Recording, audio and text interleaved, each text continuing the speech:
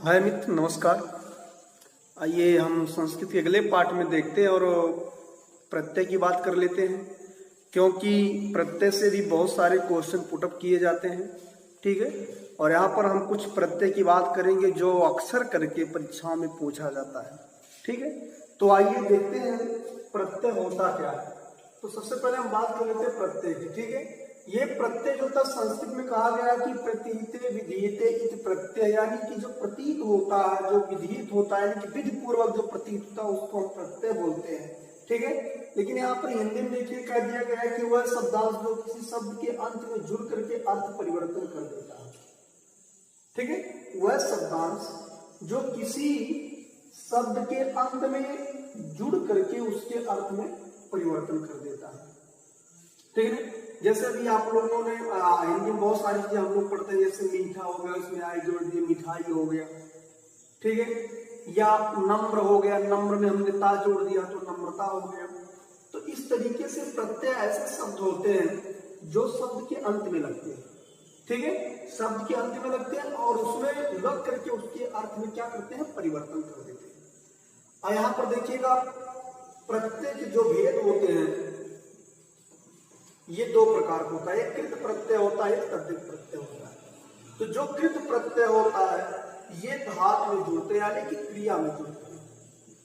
ठीक है, जो प्रत्यय क्रिया में जुड़ते हैं उन्हें हम क्या कहते हैं, कृत प्रत्यय।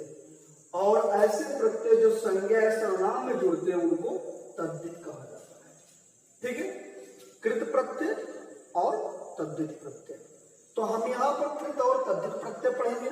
ठीक है, तो सबसे पहले यहाँ पर मैंने कुछ एग्जाम्पल आपको दिखा दिया, जैसे कत पढ़ेंगे, कतवत पढ़ेंगे, कितिन पढ़ेंगे, कत्वा पढ़ेंगे, सत्य पढ़ेंगे, सारस पढ़ेंगे, इत्यादि प्रत्यय हम पढ़ेंगे जो अक्सर करके परीक्षाओं में पूछा जाता है, जिसके बारे में उसकी बात हम यहाँ पर करेंगे। ठीक है, और तद्धित में बहुत ज्यादा होता नहीं, बस 2-3 है, जैसे प, तल, ढक, मतु, ये इंपॉर्टेंट है जो अक्सर पूछे जाते हैं। ठीक है, तो आइए अब हम क्रम से एक दो करके धीरे धीरे पढ़ते हैं।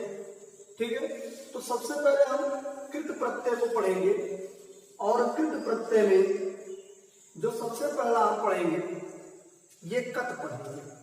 ठीक है ना, सबसे पहला कत प्रत्यय पढ़ेंगे।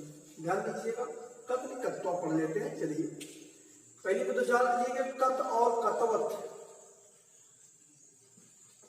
ये दोनों प्रत्ययों को निष्ठा संज्ञा कहा जाता है। संस्कृत में संज्ञा होती है, मतलब एक नाम दिया जाता है किसी सूत्रों को। तो जो कत और कतवत होता है ये आपका 2018 के अपर टेट में पूछा गया था। ठीक है, कि निष्ठा संज्ञा किसे कहते हैं, तो आपको याद रखने की जरूरत है, कत और कतवत को निष्ठा संज्ञा कहते हैं। ठीक है, तो आइए अब हम बात कर लेते हैं, कत की बात कर लेते हैं।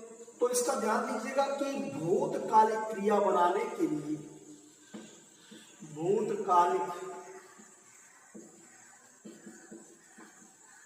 क्रिया बनाने के लिए कत का प्रयोग किया जाता है। ये भूतकालिक क्रिया बनाने के लिए कत प्रत्यय का प्रयोग किया जाता है। ठीक है, तो जैसे सिर्फ देख लेते हैं, कत में केवल ता शेष बचता है। ठीक है, ता आपको यही याद भी करना होता, किसी भी प्रत्यय को पढ़िए तो उस प्रत्यय में आपको कुछ ऐसी चीजें याद करनी होती है, मतलब क्या शेष बचता है और क्या जुड़ रहा, बस तो यही याद करना है। कत प्रत्यय कृत प्रत्यय के अंतर्गत आता है और इसमें ता शेष बचता है। ठीक है ना, तो ता शेष बचता, जैसे अभी हम ले लेते हैं, जैसे एग्जाम्पल ले लें, भू धातु ले लेते हैं। ठीक है ना, अब मैंने भू धातु ले लिया, भू धातु हो गई प्लस कत प्रत्यय हमने जोड़ दिया, ये हो जाएगा क्या है, भूत हो जाएगा। ठीक है ना, क्या हो जाएगा, भूत हो जाएगा।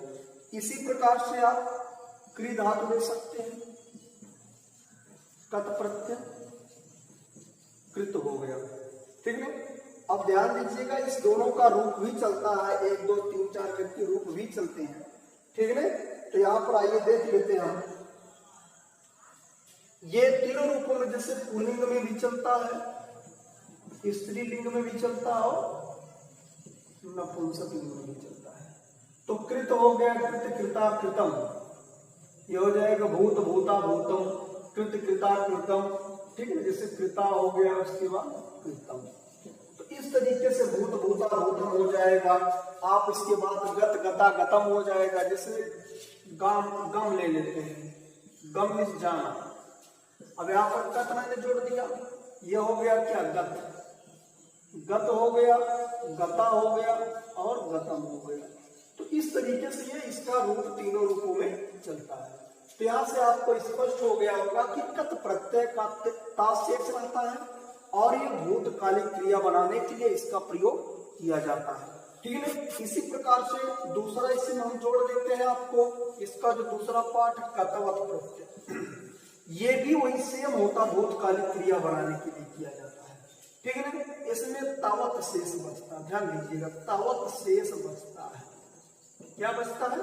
तावत शेष बचता है, ठीक है ना। तो तावत शेष बचता है, इसके एग्जाम्पल आप एक दो देख लीजिए। जैसे अभी हम इसी को लिखते हैं भू धन कतवत, यह हो जाएगा भूतवत, भूतवत भूतवता भूतवती।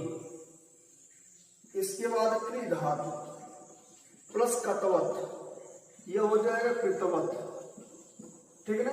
इसी प्रकार से अगर आप गम लेते हैं तब भी हो जाएगा गतवत, ठीक है।